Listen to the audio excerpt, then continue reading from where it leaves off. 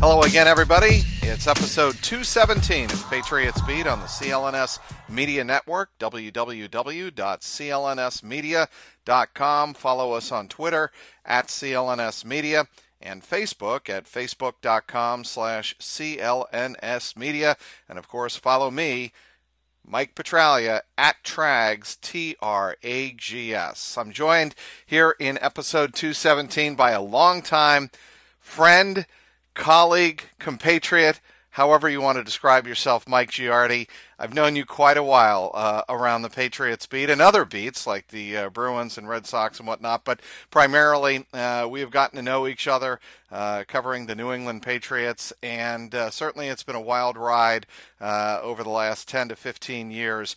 But I want to start by introducing you and get your impression on what it's been like covering the Patriots over your time here in New England. Well, I mean, certainly I was fortunate enough to come in on the last year of the Pete Carroll era, and then that 1 year of Belichick where it wasn't so good, and then Super Bowl or AFC Championship year after year after year after year. So I would say that I came home at the right time. I would agree with you. I would not disagree. I disagree with you on a lot of things, Mike, over the years, but certainly with regard to that, I would not disagree with you whatsoever. I got to ask you, first of all, so when I first met you, and I'm sure I'm not the only person to do this, how many Joe Girardi jokes did you get? A million. Yep.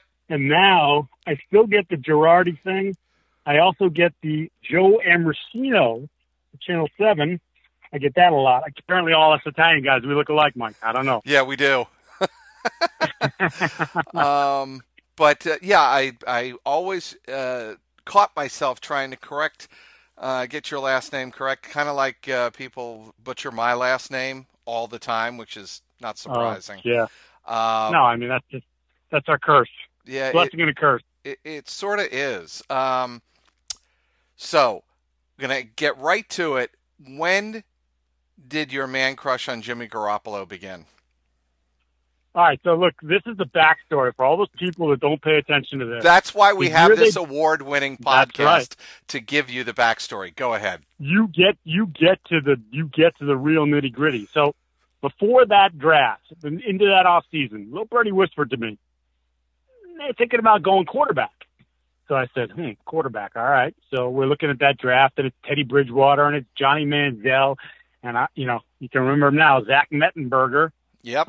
There was that collection of quarterbacks, Derek Carr, that were all, sort of in that pot, and, no one really knew who was going to emerge. Manziel, obviously, phenomenal college talent, but all that stuff that carried on in the NFL there were rumblings about it during his college time. Carr played at Fresno State. Mettenberger had to transfer, so there were some things about his background that no one liked. And Bridgewater had a just horrific pro day, and it threw everybody off. So I started looking at the quarterbacks, and I started, asking people around the league, draft guys, and some people in the Patriots organization, and kept kind of pushing me back towards Garoppolo. So I studied more Garoppolo, and look, I just liked his game, and I started looking at the other guys, and I said, look, Manziel's going to bring this whole circus show with him. Mettenberger with the kind of baggage that he has. Everybody who talked about Garoppolo was like, this kid is just a great kid. He puts in the work. He puts in the time. He wants to be great. And I'm watching the tape, and I said, this guy has the potential to be great. So that's where it sort of just kind of started. And when they drafted him, I'd kind of zeroed in on him. And people were like, oh, they wasted their pick, second-round pick. This is a Super Bowl team, a Super Bowl winning team now. What are they doing? Well, come to find out, Trags, that draft pick is one of the most important draft picks that Bill Belichick has ever made, and I don't want to have anybody tell me otherwise. Not because of what Garoppolo's been able to do on the field, which is to say not that much, obviously, because the kid in front of him, that 40-year-old Tom Brady, is playing at an elite level. But there were some signs of decline in Brady. Not dramatic, but there were signs, and they've been going on for 2 or 3 years. And I think that's part of the reason why the Patriots went in that direction. And I think that Garoppolo's mere presence, and for the first time, I think, during the entire Brady era post-Bledsoe, he felt legitimately threatened, that he cranked it up to a different level. And maybe it's, hey, maybe it's a 5% more commitment. Maybe it's 8, maybe it's 12, maybe it's, I don't know what it is, but you can clearly draw the Brady starting to slide just a little bit into the revitalization with Picker Garoppolo. So fast forward to September 29th, 2014, and you obviously know where I'm going with this. Yes, Post-game, yes. 41-14. They get their doors blown off. There's no question about it. Tom was throwing up passes that it almost looked like he was begging to get picked off, obviously. That's hyperbole, but he was just throwing the ball around Arrowhead Stadium. And there was an intrepid reporter after the game who asked, is the quarterback position up for evaluation, Bill? And that intrepid reporter is speaking with me right now. So take us back to that night, that question, how it came about, what you were thinking of, leading into that, and all the circumstances. Yeah, so I'm sitting next to my colleague, Tom Curran, and we're, the first couple of weeks, I was like, hey, he's not playing that great. And look, I'm not putting it all on him. The offensive line was in shambles. Let's remember Marcus Cannon was playing left guard and Jordan Debbie was playing right guard. That they had some issues there, and I thought he started to – there was some frustration creeping in. I thought he was obviously, and we've seen it from time to time when he starts to get a little squirrely in the pocket, he was seeing some ghosts. Mm-hmm. And then I think it was after the third game where I started, Curran kind of was like, things don't look right. And we were never pointing the finger directly at Brady because we looked at the offensive line and said, that's where it's got to start. Then after the Kansas City game, or, as the Kansas City game wore down, we're sitting next to each other and he's like, my timeline has just exploded with people about the quarterback situation and the offensive line. And I'm like, mine too. Like, it's probably time to ask a question. So we were walking towards the elevator with about 5 minutes left because we got post-game responsibilities. So we got to be on the field right away. Sure. And we're just kind of talking. And I just, I'm like, look, he always talks about how you're evaluating every position every week. I mean, in true Belichick speak, every day essentially. So why don't I just ask him if he's evaluating or reevaluating the quarterback position? And Tom and I kind of batted around for a little bit, and I was like, look, your relationship with Bill is better than my relationship with Bill. I'm not really worried about burning any bridges. Who knows how he's going to take it? And then we sort of, okay, we're going to do this, and we'll play good cop, bad cop. And then as we're going down the elevator, so what do you think his response is going to be? And there were 3 choices. He was going to say, yeah, we evaluate the position like we evaluate any other position, which would have been a huge answer, because that would have meant, yes, everything is open.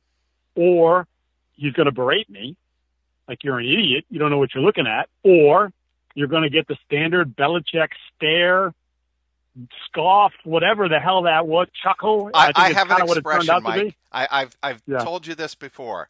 You know what I call that, right? That Belichick scoff, it's called passive dismissive. That's what that was. That is exactly what it was. But so that in and of itself was, we were just looking for an answer. And I think we felt like the answer was, look, it's the guys in front of him right now who are just a disaster. And the quarterback is 37 years old or whatever. And, he's a little bit squirrely about what's going on around him. And I think that's kind of the direction we felt it was going to go. But you just, we've said this a million times, and I know, there are people out there that don't want to hear it, or we're just trying to do our job. And sometimes you have to ask the question, even if you kind of have an idea what the answer is going to be, you got to ask it. You got to get them on record. And God knows we got them on record. So that's sort of where it went. And then you head on to Cincinnati, and as they say, the rest is history. 2 Super Bowls in 3 years, and it's a team that we talked about potentially being a team that could run the table this year. So, directly or indirectly, you know what I've always wondered, Mike? Have you ever heard from Tom, or has anybody in the Brady camp ever gotten the message to you of what your comments and your thoughts about Jimmy G, with Tom right there, still in a prominent position, the most prominent position in the Patriots organization, at least on the field. You ever heard from Tom? I never heard from Tom. I heard from the the Patriots side of things, and the Patriots side of things weren't all that disappointed with the question. So, there was I didn't have any knowledge of how they felt about in terms of, that and what they were able to turn that into. And obviously you've seen the, do your job one and all the different stuff where that constantly gets referred. And I'm not trying to take credit for any of that stuff. I'm saying I never had a problem with Bill after that. I've never had a problem with Bill after that. I mean, look, sometimes he doesn't want my questions or doesn't like my questions, but that makes me no different than anyone else. I don't, I think it became a little bit of a rallying cry for them. And I don't get a Super Bowl ring for it, nor do I want one. I was just doing my job. And but like I said, the Patriots, the organizational side didn't mind that all that much. This episode is sponsored by Greats, makers of the all-time Greats, classic, stylish, and comfortable sneakers sold at a great price. Greats is Brooklyn's first sneaker company. They sell all the Greats, classic styles, made the best, for less. Wide selection of men's and women's shoes. There's also versatile styles suitable for any occasion. Tons of different colors and materials to choose from, and their best sellers include the all-leather Royal Lace-Up and Worcester slip-ons. I have a pair of Royal Lace-Ups. Love them, swear by them, wear them both in formal occasions, at work, if I'm outside, raking the yard. I love my Greats Royal Lace-Ups. You can check those out along with lots of other great styles at greats.com. And we've got a special deal for our audience. Save 15% on your first order with our offer code TRAGS. Go to greats.com. That's GREATS.com. And be sure to enter TRAGS to save 15% at checkout. Greats also believes so much in their shoes. They offer a no-risk return and exchange policy, guaranteeing that you get the right fit in a style you love. That's greats.com. Use our offer code TRAGS and save 15%. We thank Greats for sponsoring the podcast, which continues right now with Mike Giardi of NBC Sports Boston and NBCSportsBoston.com. Boy, that's a mouthful. But I think I like it better, Mike. Wait a minute. You read that like a true professional. I sometimes pretend that was just, you sounded like, that was like I'm auditioning. I didn't say that, Trags. I'm just saying, that just sounded like that was a pro right there. That was a pro's pro. I appreciate it. And now I'm gonna have to go on the site and use the promo code Trags and get myself some kicks. I'm telling you would love the kicks, and I'm not just saying that because Greats is a terrific sponsor of this Patriots Beat podcast, but I'm saying I really love the shoes. You know what I love today? In the Tuesday conference call, the Mike Giardi questioning of Bill Belichick about the personality and character of these 2017 New England Patriots. I knew where you were going with this, but I want you to tell the people listening now who were not on that conference call, you took one, then two tries, and then at the very end of the Belichick section of the conference call, you went back again, and I got to give you credit. You got a sensational answer from Bill Belichick, giving kind of the co-op approach towards the New England Patriots that Bill Belichick has. What do I mean by that? I mean, in his answer to your question about team chemistry and team makeup and morale, he said, it's not just one person's team. We all have a piece of this team. What was your take from that answer? And I guess what were you trying to get at with Bill? Yeah, it was funny. Kind of, I did the drive to Jersey with Mike Reese of ESPN on Saturday, and then we did the drive back after the game around 8:00 at night on Sunday. And we were just sort of talking, and I think the one thing, we obviously we spent the entire preseason like, this roster is ridiculous. This might be the best roster they've ever had. There's all the kinds of discussions about running the table, regular season 19-0, all these sorts of things. Can this team do what the team in 2007, 2008 came within whiskers of doing? And then obviously we've seen you lose the opener, so right away that gets squashed, and then you lose again to Carolina, and 5 of the 6 games have been ridiculously competitive. And we're talking, my feeling was like if I underestimated anything about this offseason, when you look at the player-for-player moves, or you look at we're bringing this guy in to as an addition to what we already have assembled, a team that won a Super Bowl. You said, oh my God, they brought in Brandon Cooks and they brought in Dwayne Allen and Stephon Gilmore is the prime of his career, and now you have Gilmore and Butler. I think we underestimated a couple things, or at least I feel like I underestimated a couple things. And one is I guess the personalities of the bodies that left. And Chris Long didn't have a great year by the stats last year, but the professionalism and asking him to do stuff that he didn't want to do, which is in part why they agreed to part ways, and he went to Philadelphia because he wanted to get after the passer a little bit more and not play inside as much, but he did it for the betterment of the team. You have someone like Logan Ryan who went through the roller coaster of emotions with this Patriots team. Think back to the 2014-15 season of the Super Bowl where he's getting torched in the first half and cushion and gives up the touchdown. And, Belichick tends to remember these things, and they trade for Eric Rowe, and even his playing time last year during yet another Super Bowl winning team was sort of up and down for a little while until he reestablished himself. But there's sort of a mental toughness to that, to that player that you don't necessarily think, player for player, Gilmore is a better player than Logan Ryan, right? I mean, this is a guy who's a first-round pedigree. I don't think anybody would disagree with that, right? Mm-hmm.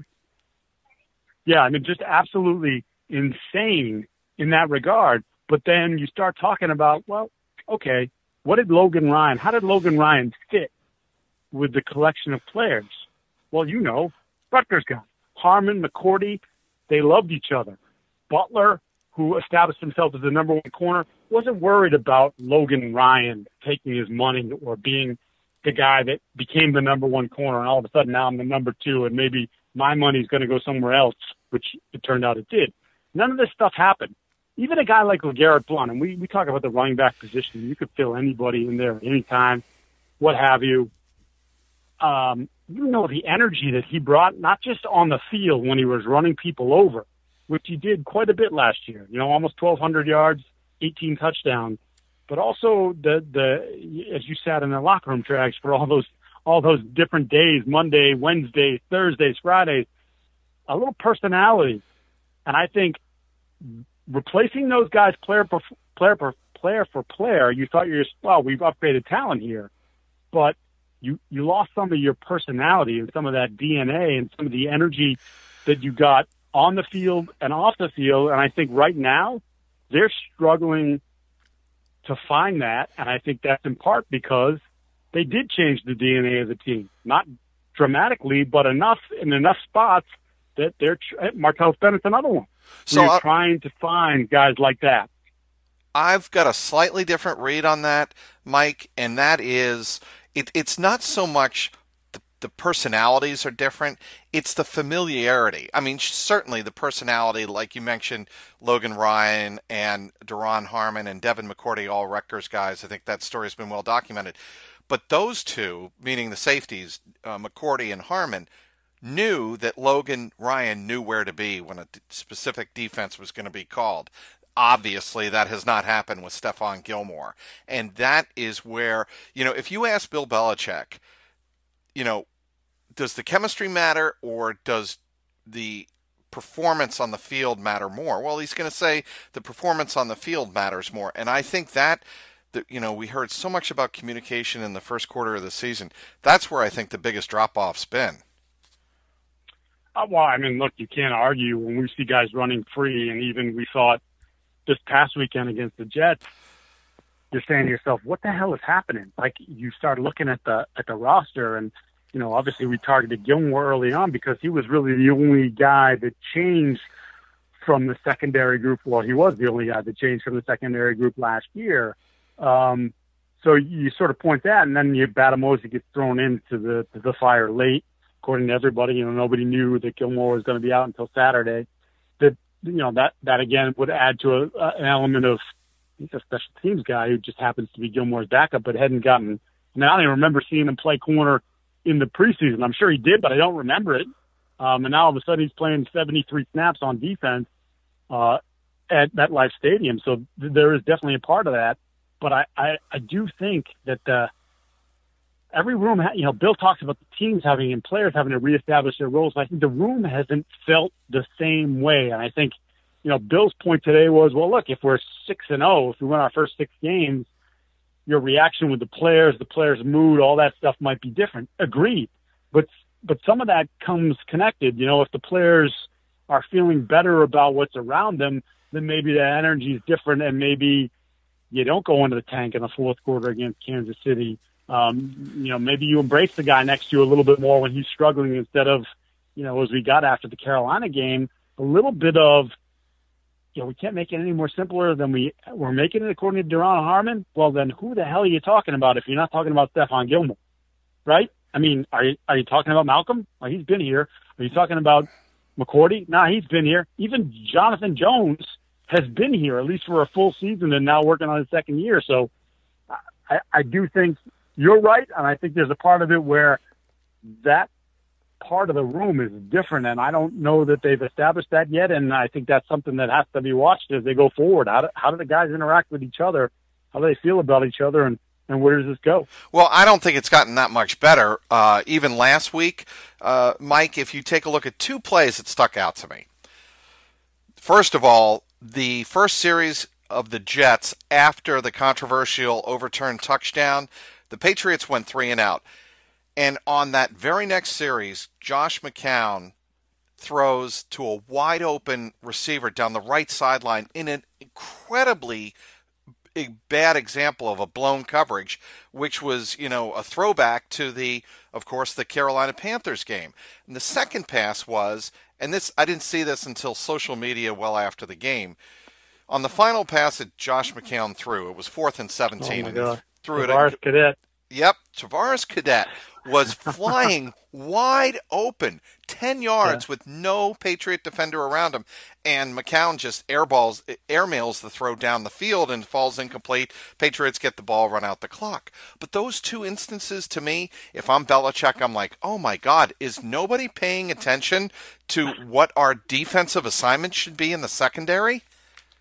Yeah, I'm with you. I don't get it. I mean, I was highlighting some things in my Twitter feed this morning as I was watching the game over again from the coach's film perspective, and some of the reactions to plays. I mean, look at the touchdown from Austin Seferian-Jenkins, the one that counted.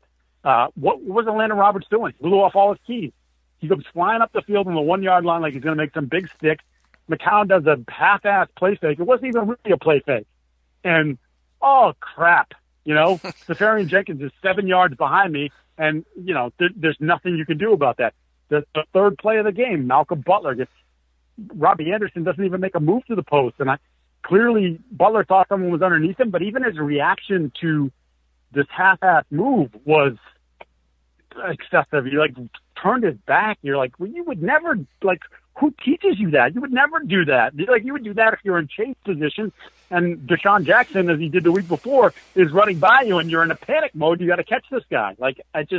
It makes no sense. And I think that guys like Belichick and Patricia, who, discipline is so important, they got to be saying to themselves, what the hell do we have to do to reach you guys to get you to play it the way it's supposed to be played? Not even we're not even asking extraordinary effort from you. We're just asking you to play it the way it's taught, and you're not even doing that.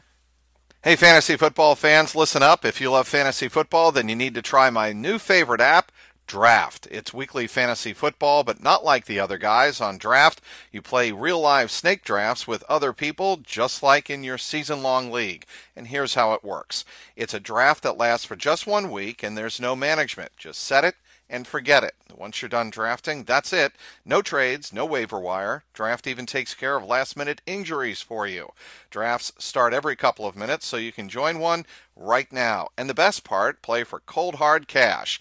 Drafts start from just $1, so there's a draft for everyone. There's no salary caps. Play in a real live snake draft, just like you play with your friends in a season-long league. Come and join me on Draft today. Download the app at any time. Just search Draft in your app store and join a game in minutes, or play right from your computer on playdraft.com. Whichever way you want. For a limited time only, all new players get a free entry into into draft when you make your first deposit, but you have to use my promo code PATSBEAT. That's right, play a real money game for free just for using my promo code PATSBEAT on your first deposit on draft. Just search draft in the App Store or go to playdraft.com and play for free with the promo code PATSBEAT. Speaking with Mike Giardi of NBC Sports Boston and NBCSportsBoston.com.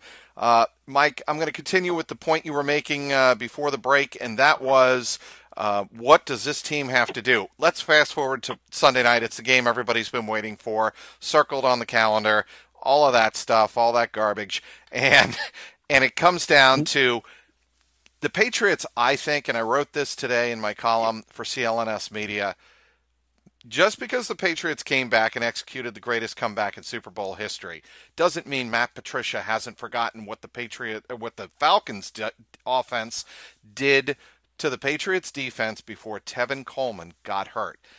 What are your thoughts on what this struggling Patriots defense has to do to give itself a prayer of competing Sunday night? Yeah, I mean, look, both teams are. It's not carried over the way you would have liked for the Patriots from last season. And we know, like we just talked about the changing the team and some of the personnel and the DNA. And Belichick loves to remind us that you can't judge this. This is a full season process. But now you're looking at Atlanta, who's coming off some bad losses, including blowing a 17-point lead against previously a net Dolphins team. So I think both teams got to be pretty highly motivated. One for the Patriots to show everybody that, hey, we're okay here. We're figuring this out. And for Atlanta, look, this is a big stage for us. We just crapped the bed against Miami. We got to fix this and fix this fast. Look, Sanu's been hampered and been out. They struggle running the football.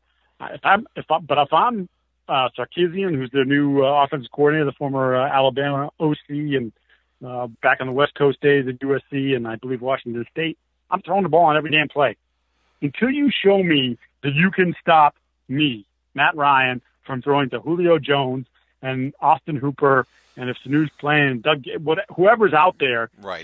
Taylor Gabriel or whatever, like I'm doing that because McCown threw for 354 against you, and McCown can't hold Matt Ryan's jockstrap. So I'm going to put that out there, and I'm just going to keep coming at you until you can actually stop me, and you can force me to turn the ball over or throw a couple bad passes in a row and get me in a 3-and-out situation because they haven't shown any real signs that they can stop it yet. So I don't know why you would even flirt with the idea of balance in this game. I'm chucking it until you stop me. Have you ever seen? Well, actually, I know the answer to this question. Can you imagine that no NFL team has ever, in the history of the league, given up 6 straight games of 300 yards passing? Doesn't that kind of blow your mind, Mike? It's staggering. We talked about this in the offseason. This could be the best cornerback duo they've ever had in New England. And now we're talking about they've given up 300 yards passing in 6 or more games. And this isn't we're playing loosey-goosey like you were, up 10 against the Jets and you sort of let them have some completions. And this isn't last year where you're giving up yards and yards and yards late in games because teams are chasing you because you're up by 2-3 touchdowns. No, these are games that have mattered. These are games that have been close. These are games that you had to fight to win for. In some cases you've lost and they haven't been able to stop it. It is truly, probably the most surprising thing about all of it to me because I really believe the secondary was going to be legit. And I didn't think plugging Gilmore in was going to cause as many problems as it has. And it certainly, it's sad. It's guys not playing at their level, but it's looked like crap, that's for sure. Who do you think comes out on top on Sunday night? You're at home in a Sunday night setting. You're pissed off about the way you played again. I keep thinking to myself, and I'm probably like a lot of people that follow the Patriots over these years, that eventually Bill's gonna and Matty P are gonna come up with something to, if not make it good, make it serviceable. So I have a hard time picking against the Patriots at home on a Sunday night game. Gonna end on a light note, Mike. Is Jimmy Garoppolo comfortable with your man crush with him? I think he is. I believe it was at the Super Bowl last year that he uttered to other people, not just me, in his presence, that I was better looking than he is. So maybe the man crush is neutral. Oh my good loving God! Seriously, it could have been the best day of my life. I will neither confirm nor deny. So I have a Jimmy Garoppolo story for you. Shoot! At the Super Bowl, I was at. He told you that I was better looking than he was too. That's just crazy. No, he did not tell me that, Mike. I was at I was at a retail shop in the Galleria, right? That's the big shopping mall down in Houston. Yeah. So I was just doing some clothes shopping for me and the wife, and trying to get some souvenirs for the kids and whatnot. And I'm in this store looking at some nice, cool, hip jeans. I turn around, and who is it but a smiling Jimmy G? And he goes, "Hey, what's up?" And I said, "You getting some clothing shopping done, huh, Jimmy? You're ready for the game?" He says, "All set," with that smile. And when he flashed that smile, I did not say it, but I did think, boy, if only Mike Giardi were here, and if only I could give him this simple pleasure. I'm just sorry I couldn't, Mike. Just quickly, because I know we've run out of time here, but the people in there, as you well know, the people in the Patriots PR staff, they appreciate good people that are easy to work with. And to a man, when all those rumors came up during the course of last year, and especially obviously during the off season, they were like, "It's going to suck if we lose him." They just love him. They just love him so much. So look, I'm not the only one. That's all I'm saying. I'm not the only one. Yeah. Oh, far from it. And we can have you back sometime to talk about whether or not it's going to be Tom or Jimmy down the road. I mean, certainly that is worth its own 45-minute podcast on its own, and we're not going to get into that now, but I'm pretty sure I know where you might fall in that regard. But anyway, you've been a great guest, Mike. Thanks so much for joining us. Stay with CLNS all day on game day, starting with the CLNS Media New England Patriots pregame show with Alex Barth a half hour before every game. Then you can catch the postgame show with Marvin Ezon and Mike Molyneux live after every single game on clnsmedia.com. Subscribe to both on iTunes and Stitcher, and now YouTube. Also get daily team updates on the Patriots Newsfeed podcast with Tyler Trudeau, which is also available on the CLNS Media New England Patriots post-game show feed, available again on iTunes, Stitcher, YouTube, and the CLNS Media mobile app. Once again, I'd like to thank Mike Giardi of NBC Sports Boston. Hey, Mike, got a question for you. How can people follow you on social media?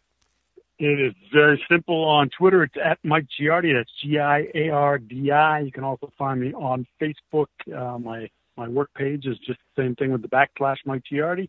Instagram, I don't even know what it is anymore. We just had to change it because of the whole turnover from CSN to NBC Boston. So you'll find me.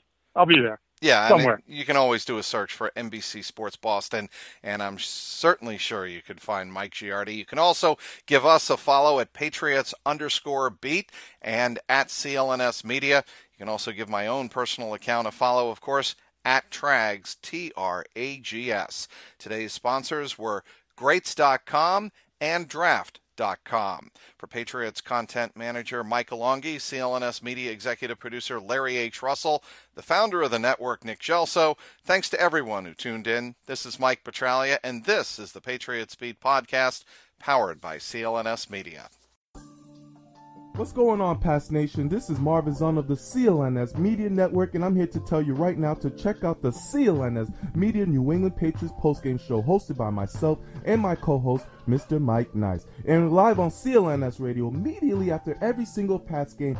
Call in at 929-477-2386 toll-free to get your voice heard and contribute to the host breakdown and analysis of the latest Patriots contest. We also got the stars and sorries of the day, Twitter posts for the plays of the game, and everything else that is going on with the 5-time Super Bowl champion.